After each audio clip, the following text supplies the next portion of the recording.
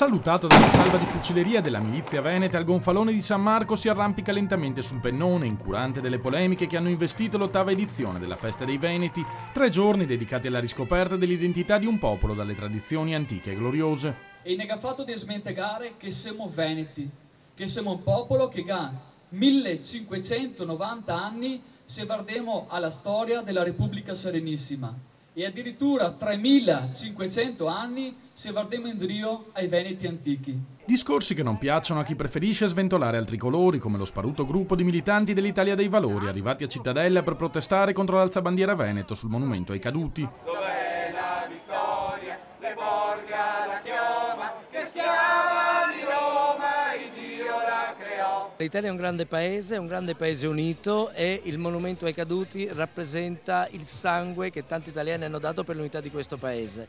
Un grande paese che consente anche a chi non è d'accordo di esprimere opinioni diverse. Opinioni diverse come quelle del popolo venetista, che ha educatamente atteso la fine della canzone degli italiani prima di inondare la piazza con le note della Giudita Triumphans di Vivaldi. Tutti insieme con un solo cor, tutti insieme la sola nazione. L'inno di tutti i veneti, che non è un inno politico ma è un inno che riunisce il popolo veneto, e la piazza ha cantato a una sola voce e veramente urlando e col cuore il nostro inno veneto, perché è un inno che veramente ci prende dentro e lo sentiamo nostro, non come Fratelli d'Italia, che per me è un inno che non mi appartiene.